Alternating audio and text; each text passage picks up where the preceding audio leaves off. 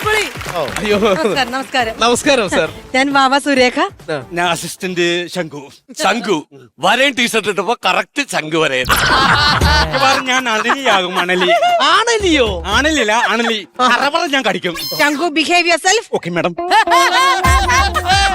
അതെ, എത്ര കൊടിയ വിഷമുള്ള പാമ്പാണെങ്കിലും ഞങ്ങൾ വളരെ ഈസി ആയിട്ട് പിടിക്കും. അതെല്ലേ? കാരണം ഞങ്ങൾക്ക് പാമ്പിനെ പേടിയില്ല.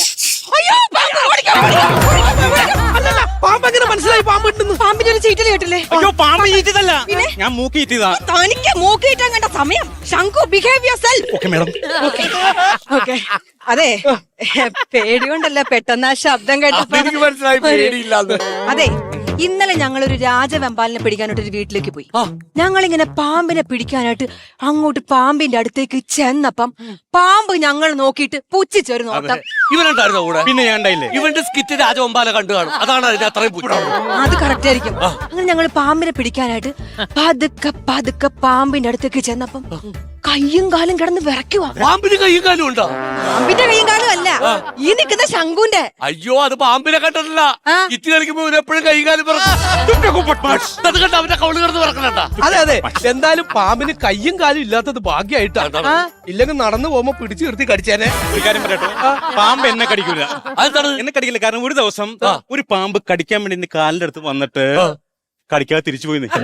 അത് പാമ്പ് തെറ്റിദ്ധരിച്ചു കാണും. എന്ത്? നിന്റെ കാല് കണ്ടപ്പോ പാമ്പ് കരുതി കാച്ചിലിന്റെ വേരിറക്കിയതാണെന്ന് കരുതിട്ട് അത് കടിക്കാതെ തിരിച്ചു പോയതാണ്. ശംഖു, ഞാൻ പലപ്പോഴും പറഞ്ഞിട്ടുണ്ട് എന്റെ കൂടെ ഡ്യൂട്ടിക്ക് വരുമ്പോ കയ്യും കാലും കഴുകണമെന്ന്. കഴിക്കോളാം മാഡം. അത് മാത്രമല്ല, നീ അടിച്ചു നനച്ചൊന്ന് കുളിക്കാൻ നോക്ക്. Shankhu behave yourself. Okay madam. അതെ, ഞാനൊരു സംശയം ചോദിച്ചോട്ടെ, ഈ പാമ്പ് പടം പൊഴിക്കാറുണ്ടോ? നല്ല സംശയം. പടം പൊളിക്കുന്നതൊന്നും പാമ്പല്ല, അത് റിവ്യൂ ഇടുന്നവന്മാരല്ലേ. അവന്മാര് നെഗറ്റീവ് റിവ്യൂ ഇടുന്നതുകൊണ്ടല്ലേ പടം പൊളിക്കുന്നത്. ഞാൻ വെച്ചു പടം പൊളിക്കുന്നല്ലേ വെച്ചത്, പാമ്പ് പടം പൊഴിക്കാറുണ്ടെന്ന് വെച്ചത്. പിന്നെ പൊഴിക്കാത്തത് അതായത് ഒരു ഷർട്ട് നമ്മൾ എത്ര ദിവസം ഇടും? ഒരു ദിവസം. പാമ്പിന് മുറിച്ച് എക്സ്ചേഞ്ച് വേണ്ടേ, അങ്ങനെ പടം പൊഴിക്കുന്ന പുള്ളി. Shankhu behave yourself. Okay madam. ഇടക്ക് നീ ഒന്ന് പടം പൊഴിക്ക്. ആ ടീഷർട്ടിനൊക്കെ എന്ത് നാറ്റോണെന്ന് അറിയാമോ? Shankhu behave yourself. Okay madam.